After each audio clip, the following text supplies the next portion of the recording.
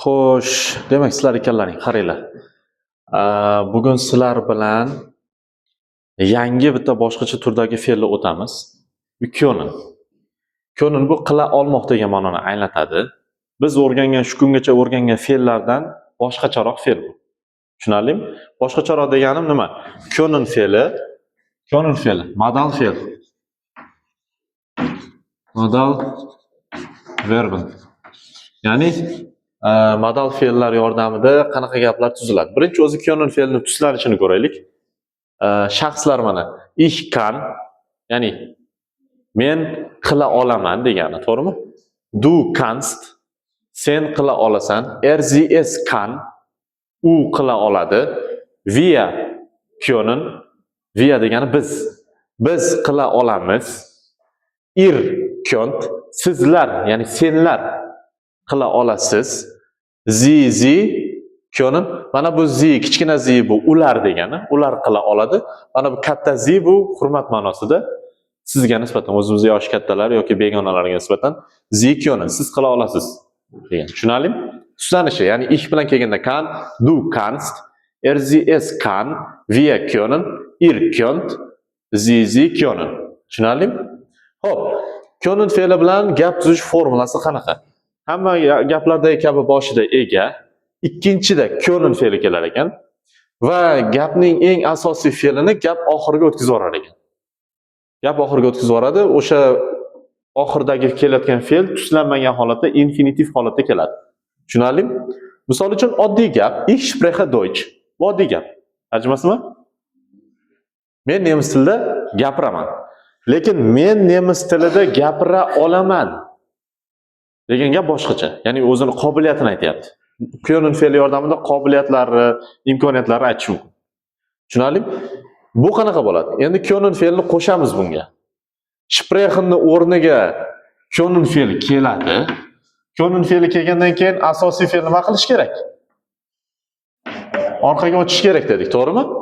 Nima bo'ldi shunda? Ich kann Deutsch sprechen. Mana bu yerda spreche turgan edi. Bu yoqqa kelib sprechen bo'lib qoldi. Nega? Chunki mana yozib qo'ydik. Fe'l infinitiv holatini yo'qotmasligi kerak. Infinitiv holatida tuslanmas ekan.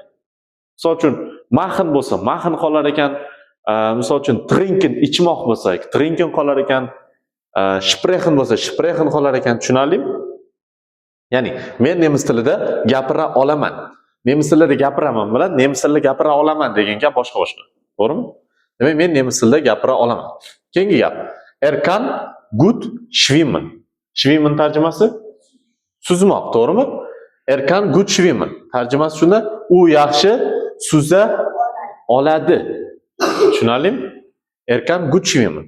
Endi wir können, biz qila olamiz, to'g'rimi? Heute, bugun, kommen. Demak, biz bugun kela olamiz mana. Biz bugun kela olamiz. To'g'rimi? Biz bugun kelamiz degan gap qanaqa bo'ladi? Oddiy gap. Wir kommen heute, to'g'rimi? Ya'ni biz bugun kelamiz degan gap bu oddiy gap. Lekin wir können heute kommen. Biz bugun kela olamiz degan gap. Tushunarlimi? Xo'p. Demak, sen menga bitta gap tuzib berchi. Darachoq. Men rus tilida gapira olaman dechi, misol uchun oddiy.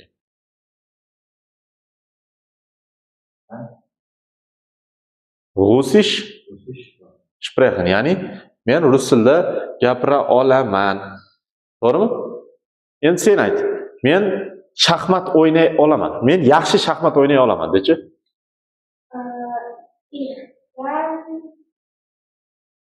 Ich kann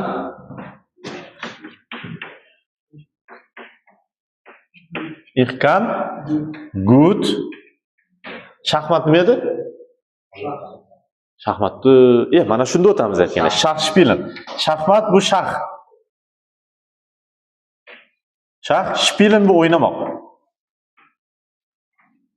Shax spielen, ya'ni ich kann gut shax spielen. Men yaxshi shaxmat o'ynay olaman. Demak, können fe'li yordamida qila olaman degan gap kelyapti. Tushunarlimi? Eshitdingizmi? Tushundinglarmi? Doskadagilarni yozib olinglar.